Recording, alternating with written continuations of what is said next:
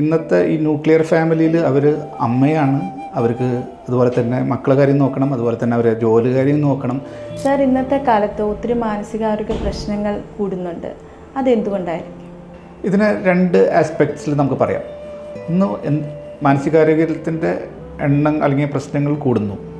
ഒന്നെന്ന് വെച്ചാൽ നമുക്ക് ഇതിൻ്റെ അവെയർനെസ് കൂടുതലായിട്ട് പറയാം. പണ്ട് ആൾക്കാർക്ക് പല മാനസിക പ്രശ്നങ്ങളുണ്ടെങ്കിലും അതൊരു പ്രശ്നമാണെന്നും അത് മനസ്സിൻ്റെ പ്രശ്നമാണെന്നും ഒന്നും അവർക്കറിയില്ലായിരുന്നു. അതെല്ലാം ഓക്കെ എന്നായിട്ട് അവർ എഴുതുന്നു. ഇപ്പോഴുള്ള പല ഈ നമ്മുടെ സീനിയർ ഡോക്ടേഴ്സിൻ്റെ ടോക്സ്, അവരെ അല്ലെങ്കിൽ സീനിയർ സൈക്യാട്രിസ്റ്റിൻ്റെ ടോക്സ്, സൈക്കോളജിസ്റ്റിൻ്റെ ടോക്സ് ഒക്കെ കാരണം people are well aware about their mental problems and they are ready to attend അവർ കൺസൾട്ട് ഡോക്ടേഴ്സ്. അതുകൊണ്ടാണ് വൺ ഫാക്ടർ.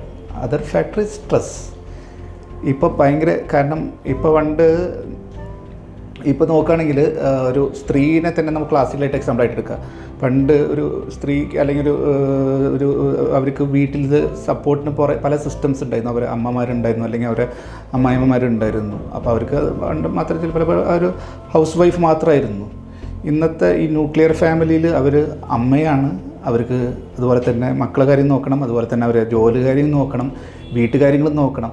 അതെല്ലാം ഒരുപാട് സ്ട്രെസ്സിലേക്ക് എത്തിയിട്ടുണ്ട്. ഈ സ്ട്രെസ്സൊക്കെയാണ് പലപ്പോഴും മാനസികത്തിൻ്റെ ലെവലിൽ പുഷ് ചെയ്യാൻ കാരണം.